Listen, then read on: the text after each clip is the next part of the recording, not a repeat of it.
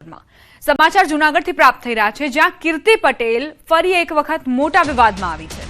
મૃગીકુંડમાં ઘૂસી કીર્તિ પટેલે સ્નાન કર્યું। સાધુ સંતોની વચ્ચે કીર્તિ પટેલે સ્નાન કરતા વિવાદ।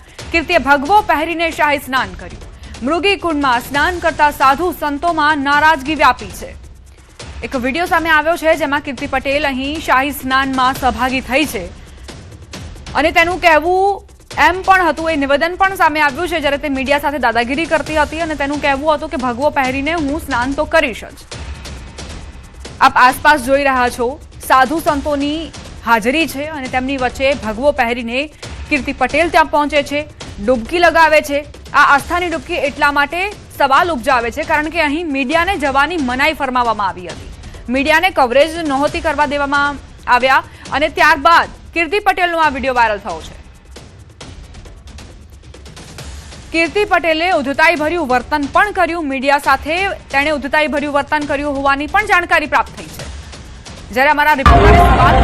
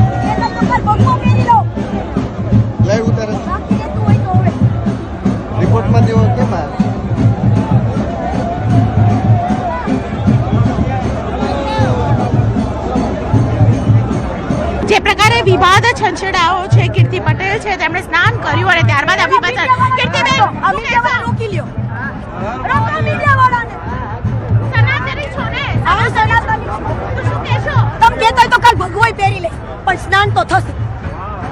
તો કીર્તિ પટેલના શબ્દો છે કે કાલે કહેતા હોય તો મૃગીકુંડમાં સ્નાન બાદ કીર્તિ પટેલે કઈ રીતે દાદાગીરી કરી તેના અંશ આપે સાંભળ્યા। કીર્તિ પટેલે મીડિયા સાથે દાદાગીરી કરી। સ્નાન બાદ કીર્તિ પટેલે જે નિવેદન આપ્યું તે પણ તમે સાંભળી ચૂક્યા છો। તેમનું કહેવું હતું કે હું સનાતની છું, હું તો સ્નાન કરીશ જ। મીડિયાને કવરેજ માટે સતત ના પાડવામાં આવી, પરંતુ કીર્તિને કોણે આમંત્રણ આપ્યું તેને લઈ સવાલ ઉઠી રહ્યા છે।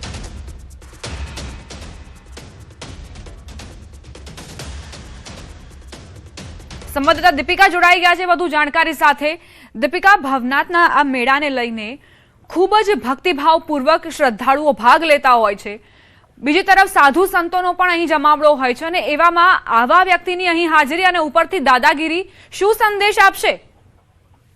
બિલકુલ, સંતો અને કહી શકાય કે તપોભૂમિ છે આ જૂનાગઢની ધરતી, ભવનાથની ધરતી અને ગિરનારની ધરતી, ત્યારે આ પ્રકારનું નિવેદન અને તેમાં પણ મીડિયા સાથે દાદાગીરી કરવી તે ખૂબ જ અભદ્ર વર્તન કહી શકાય। આ પ્રકારનું નિવેદન જે સામે આવ્યું છે, વાયરલ વિડીયો થયા છે જેમાં કહેવામાં આવ્યું છે કે કેમેરો તોડી નાખીશ, એટલે આ પ્રકારની દાદાગીરી મીડિયા સાથે પણ જો કરાતી હોય, એમાં પણ મૃગીકુંડની જ્યારે વાત આવે કે મૃગીકુંડની વાત પહોંચાડવા માટે કે શું થયું હતું, કેમ અહીં આવ્યા હતા અને મૃગીકુંડના સ્નાન બાદ જે વિવાદ સર્જાયો હતો તેની ઉપર તેમનું નિવેદન લેવાનું હતું, પરંતુ તેમણે તો અચાનક જ કેમેરો તોડી નાખીશ, મીડિયા શા માટે મારી પાછળ આવે છે, મીડિયા પાસે કેમ મને કેમ ટાર્ગેટ કરે છે, આ પ્રકારના જે નિવેદન આપે તેને કારણે અનેક સવાલો ઊભા થઈ રહ્યા છે। બીજી તરફ કોમલ, મૃગીકુંડમાં સ્નાન કરવાની બાબત છે તે વિવાદ છે, તે વિવાદ ઊભો થયો કેવી રીતે? તો મૃગીકુંડમાં જે સંતો છે તેમણે જ જણાવ્યું તેમણે જ કલેક્ટરને જાણ કરી. કલેક્ટરે 2 મહિલા પોલીસને બોલાવી. 2 મહિલા પોલીસ દ્વારા કીર્તિ પટેલને બહાર કાઢવામાં આવી. આખો સિલસિલો થયો. લગભગ 12 થી 12:30 ની આજુબાજુ આખો વિવાદ ઉભો થયો અને ત્યારબાદ જ્યારે કીર્તિ પટેલનું નિવેદન લેવું અનિવાર્ય છે, શું થયું હતું તે જાણવું અનિવાર્ય છે, પરંતુ જે જાણવા માટે પ્રયત્ન કરતા તેમણે સીધા ભાગવા માંડ્યા. કંઈ વાતચીત ન કરી અને વાતચીત કરી તો ઠીક છે, પરંતુ કેમેરો તોડી નાખીશ તેવા પ્રકારની દાદાગીરી વાળો વિડીયો સામે આવ્યો છે. એટલે આ પ્રકારનું વર્તન છે બિલકુલ સાખી ન લેવાય અને આ પ્રકારના વર્તન માટે ખાસ કરીને જે કીર્તિ પટેલ છે તેમણે પણ પોતે વિચારવું જોઈએ કે આ પ્રકારનું વર્તન ન કરી શકાય. અને મહત્વની વાત એ છે કે મૃગીકુંડમાં સ્નાનની બાબતની અંદર જે સંતો મહંતો છે તેઓ 3 અખાડાના મહંતો છે તેઓ હજુ વાતચીત કરી રહ્યા છે આ મામલે શું કરવું જોઈએ નાગા સાધુઓ સાથે. જ્યારે કીર્તિ પટેલ મૃગીકુંડમાં તેમણે સ્નાન કર્યું તો તે બાબતે પણ હવે ચર્ચા કરવામાં આવશે. બીજી વાત કે મંદિર છે કલેક્ટર હસ્તક છે, એટલે જિલ્લા કલેક્ટર પણ આ બાબતે તેમણે તપાસના આદેશ આપ્યા છે. મહત્વની વાત એ છે કે તેઓ કોની સાથે આવ્યા હતા, કોની મદદગારી હતી, તે તમામ બાબત ઉપર હજુ ક્વેશ્ચન માર્ક છે અને હજુ તપાસ થઈ રહી છે.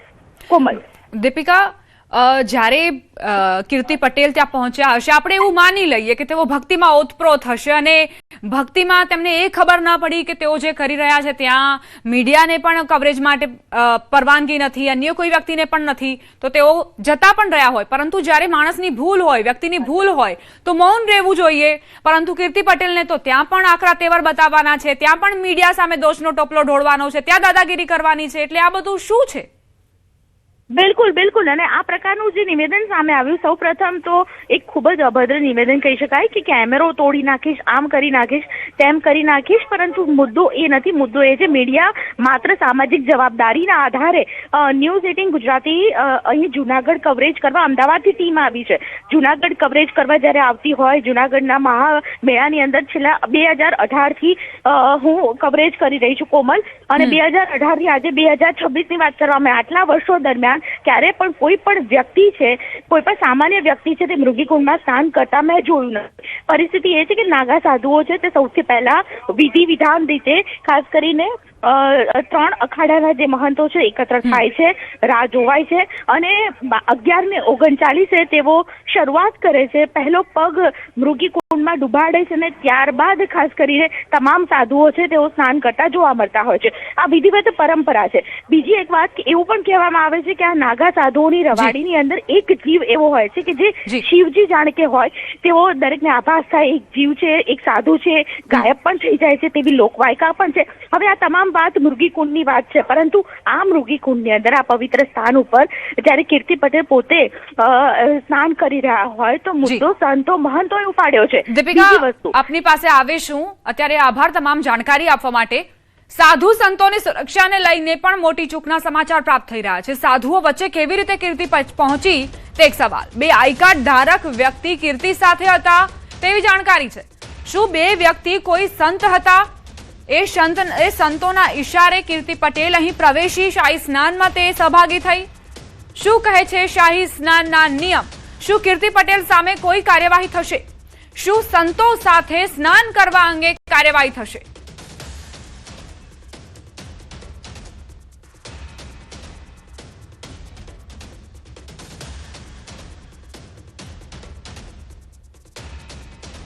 સાધુના કપડા પહેરીને મગગી કુંડમાં સ્નાન કરીને મગગી કુંડને ગંદુ કરવા માટેના કોશિશ કરે છે ત્યારે બહુ દુઃખ થાય છે.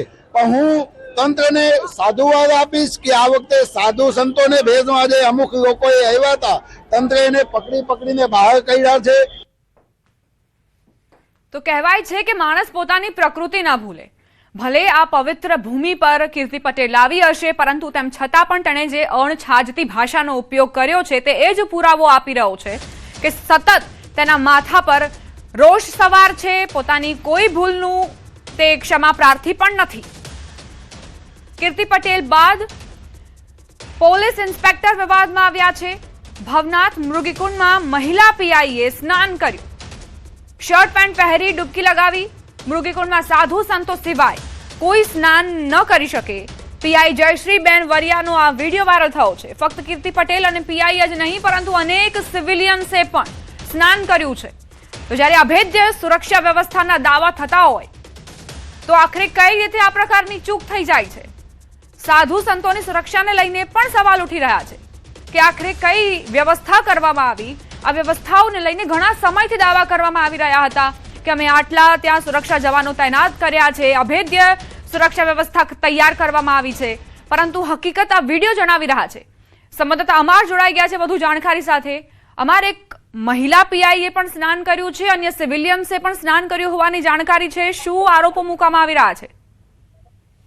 ચોક્કસ દીપા, જે રીતે મહાશિવરાત્રીના પર્વે સૌથી મહત્વનું હોય છે મૃગી કુંડમાં સ્નાન, એ ફક્ત સાધુ સંતો જ છે તે કરતા હોય છે અને વર્ષોથી આ સ્નાન છે તે સાધુ સંતો કરતા આવે છે. પરંતુ છેલ્લા ઘણા વર્ષોથી જોવામાં આવે છે કે સાધુ સંતોની સાથે જે તેમની સાથે રવાડીમાં જોડાયેલા જે લોકો હોય છે, તેમના સેવકો હોય છે, તે પણ આ સ્નાનની અંદર જોડાતા હોય છે. ત્યારે ગઈકાલે કીર્તિ પટેલે આ મૃગી કુંડમાં સ્નાન કરતા વિવાદ સર્જાયો છે. તો તે બાદ વધુ એક વિડીયો આવ્યો છે જેની અંદર જે મહિલા પીઆઈ છે જયશ્રીબેન વરિયા, જે પી વરિયા કે જે પણ શર્ટ અને પેન્ટ પહેરી અને આ જે મૃગી કુંડ છે તેમાં સ્નાન કરી રહ્યા છે. હાલ જે સંસારીઓ છે તે આ મૃગી કુંડમાં સ્નાન કરી રહ્યા છે તેવા અનેક વિડીયો છે તે વાયરલ થયા છે ને તેને લઈને વિવાદ સર્જાયો છે. બીજી તરફ કીર્તિ પટેલનું જે વર્તન હતું મહિલા પોલીસ સાથે, પણ તેણે ગેરવર્તન કર્યું ભવનાથ મંદિર પાસે. જ્યારે ઇન્દ્ર ભારતી મહારાજને ખબર પડી કે કીર્તિ પટેલ સ્નાન કરે છે, ત્યારે ઇન્દ્ર ભારતી મહારાજે પહેલા કલેક્ટર પાસે ગયા, એસપીને કહ્યું અને બાદમાં એસડીએમએ પોલીસની ટીમ બોલાવી અને કીર્તિ પટેલને બહાર કાઢી અને બાદમાં પોલીસ તેને ભવનાથ મંદિરના ગેટ સુધી કીર્તિ પટેલને લઈ ગઈ. ત્યારે કીર્તિ પટેલ ઉશ્કેરાઈ અને પોલીસને કહ્યું કે હું કઈ આરોપી નથી, તમે અહીંથી ઉપરો, એવા ગેરવર્તન કર્યા છે. ને હાલ આ જે કીર્તિ પટેલ છે તે ફરી એકવાર વિવાદમાં આવી છે. જોવાનું રહ્યું સાધુ સંતો દ્વારા કઈ રીતનો નિર્ણય લેવાય છે અને કઈ રીતના તેની સામે કાર્યવાહી થાય છે. મહત્વનું એ છે કે કીર્તિ પટેલ રવાડીમાં કોના રથમાં હતી, કોના સેવક તરીકે આવી હતી, મહત્વનું છે કે એ સેવક બનીને આવી, સાધુના વેશમાં આવી, પરંતુ કોની સાથે, કોના રથમાં, કયા મહામંડલેશ્વર કે કયા સાધુ સાથે આવી, એક મહત્વનું છે. દીપા, આભાર અમાર જાણકારી આપવા માટે. તો પહેલા તો કીર્તિ પટેલનો વિડીયો સામે આવ્યો જેણે શાહી સ્નાનમાં ભાગ લીધો, જ્યાં સાધુ સંતો સ્નાન કરી રહ્યા હતા તે ત્યાં ઘૂસી આવી. બીજી તરફ મહિલા પીઆઈનો પણ વિડીયો આવ્યો છે, એક સિવિલિયન પણ શાહી સ્નાનમાં સ્નાન કરતા નજરે પડ્યા. આ આખા વિવાદને લઈને એમએલએ સંજય કોરડિયાનું શું કહેવું છે તે પણ સાંભળી લઈએ. રવેડી પૂર્ણ થયા પછી તમામ સાધુ સંતો મૃગીકુંડની અંદર શાહી સ્નાન કરતા હોય છે અને એ પરંપરા, સંતો એમાં સ્નાન કરવાની પરંપરા છે. એટલે કાલે સાધુના સ્વરૂપમાં એના કપડાની અંદર જે રીતે બનાવ બન્યો છે એ બનાવ ગંભીર છે અને એની અંદર જે પણ જોગવાઈ મુજબ કાર્યવાહી કરવી જોઈએ એમના માટે તંત્રને, કલેક્ટરશ્રી અને એસપીસીને કીધું છે કે એની તપાસ કરી અને યોગ્ય કાર્યવાહી કરવામાં આવે. આગળ વધી હવે મહાશિવરાત્રીનો મેળો પૂર્ણ થતા લોકોની ઘર તરફ વાપસી. ભવનાથ તળેટીમાં ટ્રાફિક જામ, વાહનોની લાંબી કતારો લાગી. 5 દિવસ દરમિયાન 25 લાખ શ્રદ્ધાળુઓએ મેળો માણ્યો. ગત મોડી રાત્રે મેળાની પૂર્ણાહુતિ થઈ. વહેલી સવારથી વતન પરત ફરતા શ્રદ્ધાળુઓ જુઓ કઈ રીતે વાહનોની કતારો લાગી છે. જથ્થાબંધ વાહનો આપ જોઈ રહ્યા છો.